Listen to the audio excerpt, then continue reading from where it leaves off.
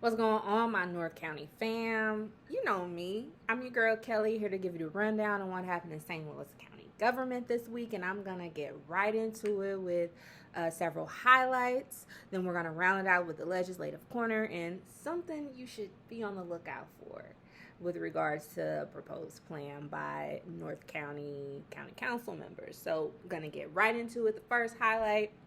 So there is a continuation of discussion regarding St. Louis County spending of CARES Act funding. So a couple weeks ago, the Committee of the Whole, the St. Louis County Council, they met to discuss again the audit findings of how St. Louis County spent this CARES Act coin. And so this meeting that happened yesterday was a continuation of that first meeting 2 weeks ago. So there are representatives from the county executive's office, specifically Cora Faith Walker. I believe she serves as the director of policy. I think that's her official job title. And then also the Deloitte folks were present. And again, Deloitte is the company that was hired by St. Louis County to do these audits to see how this coin was spent. Most of the questions and concerns that were raised and brought up continued from that first meeting around the oversight of one bucket of funding in particular. So of the 5 buckets of funding I was spent using CARES Act coin, 4 of the 5 buckets, Deloitte, they audited. They had the oversight for that. And there was one bucket they didn't have oversight over. And this bucket is called, I think, the core bucket or what have you. Deloitte didn't oversee that at all. It was, the oversight was provided internally by St. Louis County. And so there were some concerns raised about that among the council members 2 weeks ago as well as yesterday. And then yesterday in particular, they had some questions about 2 of the contracts. One with BCG, Boston Consulting Group, that was like $2 million. And then the other one, Fenton Communications. There were also concerns expressed by Chairwoman Days, her issue and her concerns at the first meeting and then this meeting as well was just making sure that residents that really needed certain resources, specifically with the food, because there were quite a few food distribution events in North County, and she just wanted to make sure that North County residents that needed the food actually got it. Again, not knocking folks that weren't from North County or the county at all getting the food, because if you need food, right, you need food. But making sure, obviously, that the residents receive that food, and speaking with Cora Faith Walker to figure out, is there a way to confirm that? No, there is no way to confirm that. So next steps, there will be additional information obtained, whether in written form and or with folks coming in person representing this Boston Consulting Group as well as the Fenton Communications Group, to really understand and get the tea, like what the services were that were provided by these folks. And so, we shall see. One of the things I was there for and I was mad I didn't get. I'm trying to figure out how this $24 million that's left is getting spent. I mean, hell, like, how would you spend $24 million? I can think of a lot of ways to spend $24 million. That's why I attended the meeting, because I wanted to hear what the council, some of their thoughts. But no, that wasn't in the meeting. Next highlight, yes, the mask saga, the mask mandate saga, it really does continue. Councilwoman Dunaway last night, she requested preparation of a whole ordinance enacting a mask mandate. And she also introduced a resolution upholding the public health order for the mask mandate on that was issued July 26th, which was struck down by the county council. And no, this ain't deja vu, y'all. Lisa Clancy, Councilwoman Clancy, she did introduce legislation, a resolution last week with this mask mandate. I think it was like a resolution and actual legislation.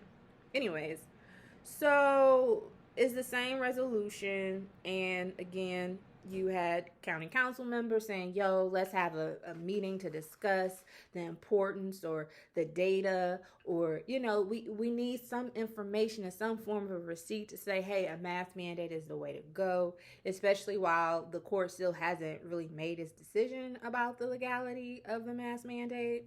And the court literally was like, y'all need to key, talk it out, hug it out, whatever it is you need to do to come to some resolve while we're trying to figure out the legality of this. But nope, Councilwoman Dunner is like, hell to the nah, we voting this up or down tonight, y'all. Point blank, period. And yeah, so she got her wish, and the council, they failed to approve the resolution, which is no surprise there. Another highlight I wanted to mention, during the county council meeting, there was a proposed resolution introduced by also Councilwoman Dunaway that would bring about a change. If passed, it would change the county council's rules regarding public comment. So currently, as far as public comment goes, you have to be in person at the county council meetings. And the county council, they allot 1 hour. They allow 1 hour of public comment time, like at every meeting. They can vote to extend that, but you're given at least an hour every meeting for the public to provide their comments. So this proposed resolution would change this, number one, by extending the public comment time from 1 hour to 2 hours. And it will also allow folks to provide their comments through a virtual option. So Chairwoman Days, Councilwoman Webb, they both were like, look, sis, like, we hear you on that, but let's have a meeting. Let's key. Let's have a discussion through a committee of the whole meeting or something to kind of talk through this, because there may be some unintended consequences coming from passing this change in the rules. And also Councilwoman Webb, she mentioned like, yo, we also need to have a conversation with the staff, the folks that will be responsible for implementing this change, to make sure that, there's the capacity there to be able to offer the public comment both in person as well as virtual, because, technology is a blessing and a curse. So, there needs to be a little bit more time and discussion to consider making this change in the rules.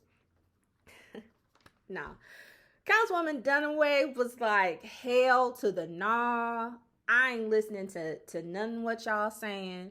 Councilwoman Clancy, she was like, y'all ain't doing nothing but making a whole bunch of excuses, because when all the meetings were virtual, we had public comment through the virtual option. Wasn't no problems with that. So, y'all coming up with all these excuses. And Councilwoman Dunaway was like, nah, we voting this up or down tonight. Ain't nobody got time for all that. And again, she got her wish. There was a vote of the council members. And, the final vote was 4-3. And it failed to pass, with Days, Webb, Harder, and Fitch voting against the change in the rules, and Dunaway, Clancy, and Trachis voting in favor of it. Legislative Corner. Yes, this is one of my favorite parts of the episode. So there were quite a few pieces of legislation passed last night. Again, I'm gonna lift up some of the most important ones. Quite a few. It was like 5 or 6 of them accepted grant funding. So one accepted $15,000 supporting the Family Court's Juvenile Alternatives to Detention program.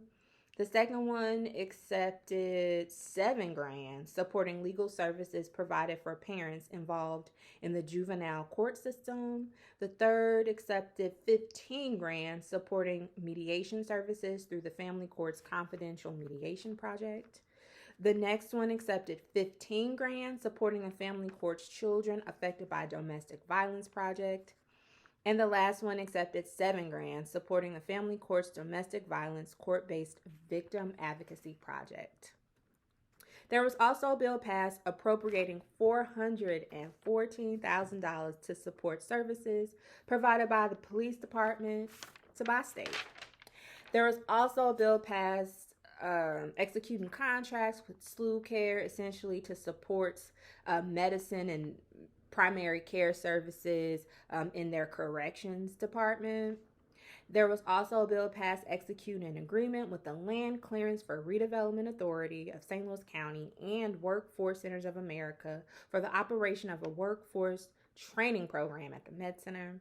And then lastly, but of course certainly not least, there was a bill passed executing a contract to provide legal services to St. Louis County related to, yes, the investigation of the County Council's Ethics Committee to determine if Brother Sam Page done violated the county charter by having a side hustle.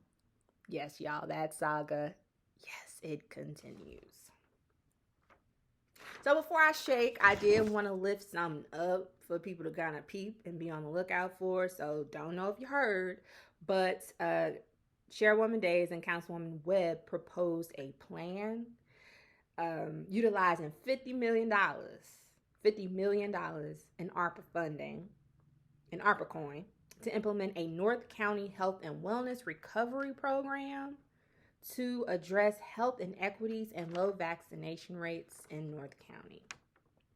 It will address these areas. It's 5 areas that the plan is aiming to address. So 1, comorbidity, and that means basically folks that have more than one illness or chronic health condition.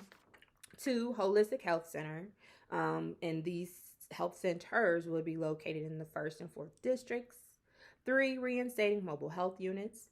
4, initiatives to combat vaccine hesitancy. And 5, municipal and subdivision financial support for vaccination outreach. That's all I have for you this week, y'all. Please be safe out there, be well, and you'll see me soon. Peace.